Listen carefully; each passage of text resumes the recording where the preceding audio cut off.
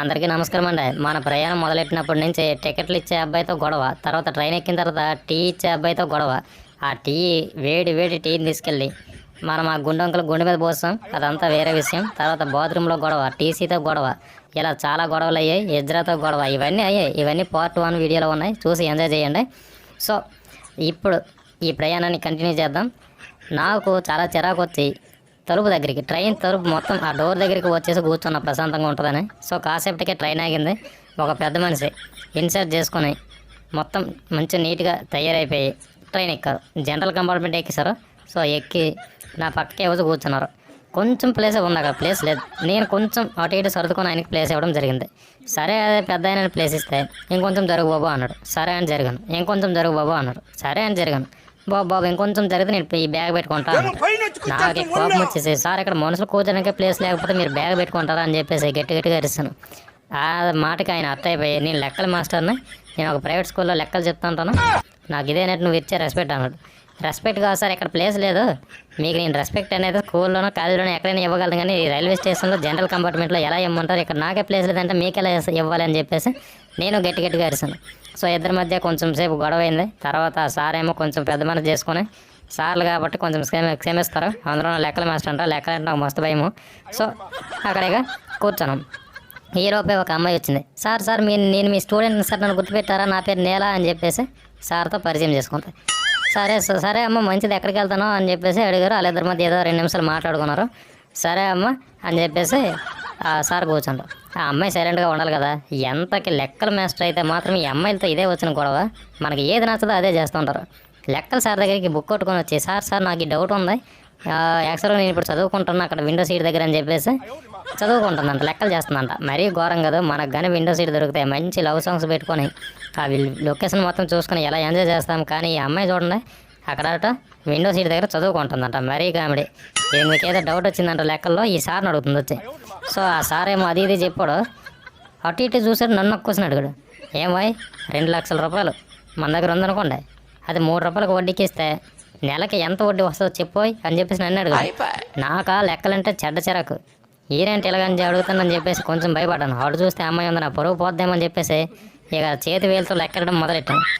ఎంతకీ తేలట్లేదు, మనకి వడ్డీ లెక్కలు ఎక్కడ తెలిసినట్లేదా అని చెప్పేసి సార్కి చెప్పాను. సార్ మేము ఎప్పుడు ఎవరికి వడ్డీ ఇవ్వలేదు, అలాగే ఎక్కడ డబ్బులు వడ్డీకి తెచ్చుకోలేదు సార్, అలాంటి కుటుంబంలో పుట్టు పెరిగాను, నాకు ఈ వడ్డీ లెక్కలు నేర్చుకోవాల్సిన అవసరం రాలేదు, అందుకే నాకు దీనికి ఆన్సర్ రాదని చెప్పేసి ఆ సార్ దానికి కంగు తిని, వారిని దుంపదేగా మీ ఇంట్లో వడ్డీకి ఇవ్వకపోయినా డబ్బులు వడ్డీకి తెచ్చుకోకపోయినా నువ్వు వడ్డీ లెక్కలు నేర్చుకోవేట్రా, అలాగే ఎంతమంది నేర్చుకోకుండా ఉంటారు, నీకు అసలు చదవచ్చా అన్నాడు. సార్ నాకు చదవచ్చు కానీ వడ్డీ లెక్కలు రావని చెప్పేసి ఆయన మొహం మీదే చెప్పాను. ఈ అమ్మాయి చాలా తెలివైంది, ఎలాగ ఉంది, ధనమని ఆన్సర్ చెప్పింది. ఓర దేవుడో అనుకున్నప్పుడు ఏంటి ఈ వడ్డీ లెక్కలు ఇవన్నీ కూడా నేర్చుకోలేదు. మనం ఎక్కడికైనా వెళ్తే ముసలు ముతకోళ్ళు పల్లెటూరుకి వెళ్తే అడిగేస్తుంటారు మొహం మీద, చెప్పకపోతే మనకు అసలు చదివే రాదంటారు. అందుకే ఎలాగైనా నేర్చుకుందామని ఫిక్స్ అయిపోయాను. ఈలోపు మళ్ళీ ఆ టీ అబ్బాయి వచ్చాడు. టీ అబ్బాయి వచ్చి, ఏం సార్ టీ కావాలా అని చెప్పేసి అతన్ని అడిగాడు. పక్కనే కూర్చున్న సార్ని నా వైపు కింద మీద చూశాడు. నాకేం వద్దా అన్న, నిన్నెవడో అడగలేదు అన్నాడు. అందుకే వద్దంటున్నా అని చెప్పేసి అన్నాను. సరే ఈ సార్ చూసి, ఏం బాబు నువ్వు టీ తాగితే చెప్పు, నేనే డబ్బులు కట్టేస్తాను అన్నాడు. అంటే నేను అంత పిసన రోడ్లాగా లేదంటే మరీ డబ్బులు లేనివాడిలాగా కనిపిస్తున్నా సార్ అని చెప్పేసి అన్నాను. అలా కాదు, నువ్వు కొంచెం ప్లేస్ ఇచ్చావు కదా, అందుకే నీకు టీ ఇద్దామని చెప్పేసి అనుకున్నా అని చెప్పేసి అన్నాడు. నాకేం వద్దు, మీరు తాగి ఎంజాయ్ చేయండి అని చెప్పేసి అన్నాను. ఇలా జరుగుతుంటే ఒక ఆంటీ వచ్చే వాళ్ళ చిన్న బాబు ఆయన్ని నాకు అప్పచెప్పింది. బాబు నెక్స్ట్ స్టేషన్లో మా ఆయన వస్తాడు, మా ఆయన పెట్టేస్తాడు, నాకు ఆ పెట్టి నేను తీసుకుంటున్నాను, ఈ బాబు నువ్వు ఎత్తుక అని చెప్పేసి పోయి నాకు ఇచ్చింది. వాడిని ఎత్తుకున్నప్పటి నుంచి ఆడు ముక్కు మీద గుద్దేస్తాడు, బొగ్గలు గిల్లేస్తాడు, జుట్లు ఎగేస్తాడు, అల్లకల్లం చేస్తాను నన్ను. నాకు తెగ చిరాకు వస్తుంది, కాకపోతే ఏమీ అనలేను.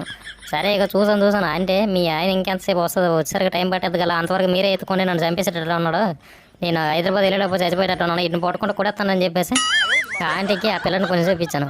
కరెక్ట్ 2 నిమిషాలు ఎత్తుకుందా లేదు, నాకు అన్నయ్య కావాలనుకో నా మీదకి వచ్చాడు. మళ్ళీ ఈసారి నా చెట్టుకున్న బటన్స్ లాగేసి, చెవులు గట్టి గిల్లేసి, కళ్ళు మీద ముక్కు మీద గుద్దేస్తాడు. ఈడు ఇంత అల్లరి చేస్తాడు, ఏ ట్రైడ్ అని చెప్పేసి గోప కొడిద్దామంటే చిన్నపిల్లడు, పైగా పక్కన ఇలా అమ్మ ఉంది. సరే అలా భరించాను. భరించి ఇంద్రనాయన ఎప్పుడు వస్తుందని చెప్పేసి అనుకుంటే కరెక్ట్గా ట్రైన్ ఆగింది. ట్రైన్ ఆగేసరికి వాళ్ళ ఆయన ఫుల్గా తాగేసి ఒక పెట్టుకుని వచ్చాడు. ఎక్కించి కింద మీద పడుతుండు. నేను బాబుని ఎత్తుకున్నా కదా, నన్ను చూసి, ఏరా నా కొడుకుని చూసుకొని ఎత్తుకున్నావు, చూడడానికి పక్క దొంగలాగా ఉన్నావు, నా కొడుకుని ఎందుకు ఎత్తుకున్నావురా, అయినా నీకు సిగ్గులేదంటే ఆడికిచ్చావు, పిల్లలు నువ్వు జాగ్రత్తగా కాపాడుకో లేట్ అని చెప్పేసి ఇష్టానుసారంగా తిట్టాడు. నాకేక పిచ్చ కోపం వచ్చింది. ఫోన్లు కానీ ఎత్తుకుంటే ఆడు కొట్టుడికి గిల్లెడికి అన్నిటికీ భరించి ఫోన్లని ఎత్తుకుంటుంటే నన్ను దొంగ అన్నాడు. అంటే పిల్లలు ఎత్తుకుపోయేటట్టు ఉన్నాను నేను. అలా అనేసరికి నాకు విపరీతంగా కోపం వచ్చింది. ఆ పిల్లని కిందకి దించేసే ఎవరో ఇవి తాగుబోతుర్లకు ఉన్నావు, ఇంకోసారి ఎక్కతో ఒక మాట్లాడుకని చెప్పేసి నాకు పిచ్చ కోపం వచ్చింది. ఇంతవరకు నన్ను ఎవరు అనలేదు దొంగని. సో నాకు అలాగనేసరికి పిచ్చ కోపం వచ్చింది. ఈ గుంటడేమో ఈసారి కింద నా ప్యాంట్ పెట్టుకొని లాగేస్తాను అన్న అనుకుని. వీడిది ప్రేమ పైశాసకత్వమో అర్థం కాలేదు. సరేలే అని చెప్పేసి ప్రశాంతంగా అంతా అయిపోయింది. మళ్ళీ ట్రైన్ కదిలింది, కూర్చున్నా. ఏంద్రా నాయన నా జీవితం మెలగైపోతుంది, అసలు తెలియకుండా వస్తున్నా ఏటనుకున్నా. కానీ అన్నీ తెలిసింది నాకే. అక్కడ అందరూ అలా ఉండటం వల్ల నేను ఇబ్బంది పడుతున్నా. కానీ లేకపోతే కొంచెం చదువుకున్న వాళ్ళు తెలివైన వాళ్ళు ఉంటే నేను హ్యాపీగా ఉండేవాడిని. సరేలే అని చెప్పేసి పక్కన కూర్చుంటే ఈలోపు మా లెక్కల మాస్టర్ మెల్ల గురక తీయడం మొదలెట్టాడు. అసలే ట్రైన్ సౌండ్కి చిరాకు అవుతుంది. ఈయనేమో గురక తీసి నా మీద పడుకుని పోయాడు. విపరీతంగా గురక తీస్తుండు. కొంచెం చీకటి పడుతుంది, నిద్రపోదాంలో ఏదో ఒక మూల అనుకుంటే ఈయన గురకతో అసలు ఒక నిద్ర రావడం మానేసింది. తర్వాత ఇందాక లెక్కలు అడిగిన చూడండి, ఆ అమ్మాయి వచ్చింది. సార్ పడుకుని పోయారా, నాకు కొంచెం డౌట్ ఉంది లెక్కలు అనేసరికి నాకు కోపం వచ్చి తొలని గెలిచాను. నీకు బొర్ర బుద్ధి ఏమైనా ఉందా, ట్రైన్లో లెక్కలు ఏంటి కదా అని చెప్పేసి దెబ్బకి అమ్మాయి అక్కడి నుంచి వెళ్ళిపోయింది. అలా కూర్చున్నా అయ్యగా ఈ లెక్కల మీద గురక నాకు నచ్చలేదు. ఏం చేద్దామని ఆలోచించి కొంచెం పక్కనే బాటిల్లో కొంచెం నీరు ఉంటే నీరు తీసి ఆయన మొహం మీద కొట్టాను. దెబ్బకి ఆయన లేసి నాకేం తెలియదు అంటాడు. సార్ ఎక్కడ ఉన్నారు సార్, ఏ కాళ్ళగా అంటుంటారు సార్ అంటే, అదేంటి అయ్యా మా అమ్మాయి అలాగే మా ఆవిడ ఇద్దరు వచ్చి నన్ను కొడుతున్నట్టు నా మొహం మీద నీళ్ళు చల్లుతున్నట్టు కల వచ్చిందని చెప్పేసి అన్నాడు. వాళ్ళు ఏం రాలేదు సార్, మనం ట్రైన్లో ఉన్నాము, నేను మిమ్మల్ని లేపాను అంటే. ఎందుకు లేపావంటే నా తొడ మీద కూర్చుడిపోయారు, అక్కడ నరాలన్నీ స్ట్రక్ అయిపోయిన తుమ్మిరెక్కిపోయిన తోడ, లేకుంటే నేను కూడా పడుకుంటున్నాను. పైగా ఏంటి సార్ డైనోసార్లకు అలా గురకలు పెడుతుంటారని చెప్పేసి ఆయనకు చెప్పాను. ఏదో అలాగ అలవాటు అయిపోయింది, కొంచెం క్షమించి ఏమనుకోకే అన్నాడు. సరే సార్ మీరు పెద్దలు కదా అలాగే అనుకోలేండి అని చెప్పేసి కొంచెం సేపు పడుకుందామని అలాగే కళ్ళు మొదలెట్టాను. సరే మెల్లగా నిద్రలోకి జారుకుంటున్నా, మంచిగా నిద్ర వస్తుంది. తర్వాత మళ్ళీ చప్పట్లో సౌండ్ వచ్చింది. టాప్ అని చప్పట్లు కొడుకుని ఓర బాబు మళ్ళీ వీళ్ళు వచ్చారేంటని చెప్పేసి ఏదైనా బాత్రూమ్ ఉంటే దూరపడదాం అనుకున్నా. కానీ వాళ్ళు వచ్చి నన్ను ఏం అడగలేదు. పడుకుని పోయినా ట్యాగ్ చేస్తాను, మామూలుగా కాదు. ఈసారి నాకు బాగా తెలివితే అట్లా ఎక్కువైపోయినాయి. వీళ్ళు వస్తే ఎప్పుడైనా పడుకుని పోయినా ట్యాగ్ చేసేయాలి. సో ఏంటో నా అదృష్టమో ఈసారి నన్ను వదిలేసారో వెళ్ళిపోయారు. సరే ఇక మంచిగా ఓకేరా, ఇక నుంచైనా హ్యాపీగా మనం ఉండాలి, ఇలాంటి పెంట పెట్టుకోకూడదు, అసలు ఎవరిని గెలుపకూడదు అని చెప్పేసి ప్రశాంతంగా నిద్రపోదామని చెప్పేసి పడుకున్నాను.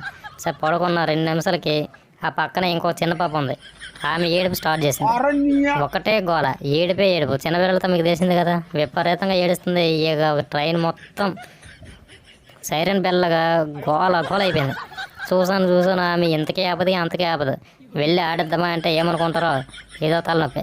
అందుకే ఎందుకు వచ్చిన గోల, మనం ఇక్కడ సైలెంట్గా కూర్చుందని చెప్పేసి అలా కూర్చుంటే టీసీ వచ్చి ఏమో ఎలా జరుగుతుంది జర్నీ అన్నాడు. ఏం సార్ జర్నీ, మీరు అర్జెంటుగా రైల్వే శాఖ నోటీస్ రాయండి, జనరల్ కంపార్ట్మెంట్ బోగిలు ఇంకొక 10-15 వెనకాల తగిలించమని చెప్పండి, ఎలాగో ట్రాక్స్ ఖాళీయే కదా, ట్రైన్ లేకపోద్దని చెప్పండి.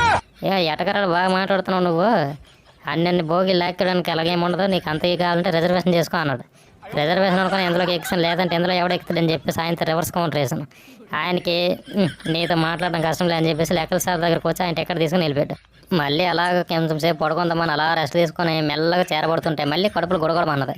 ఇదేంటారు బాబు, మళ్ళీ బాత్రూమ్ వస్తుంది కదా, బాత్రూంలోకి వెళ్తే ఒకటే ఊపిద్దది, మనకేమో రాదు, ఇదేంటో ఇలాగ బొరికైపోయినాము, మెల్లగా ఆపుకొని ఎదురుపది వచ్చేంత వరకు కంట్రోల్లో ఉందామని చెప్పేసి మెల్లగా కొనుక్కి పెట్టడం మొదలెట్టాను. సో ఈలోపే ఇంకో సౌండ్ వినబడింది. ఆ సౌండ్ ఏంటో తెలుసుకోవాలంటే నెక్స్ట్ వీడియో చూడండి, మిమ్మల్ని ఖచ్చితంగా ఆకర్షిస్తుంది, నవ్విస్తుంది, ఎంజాయ్ చేపిస్తుంది. Thank you for watching, have a great day.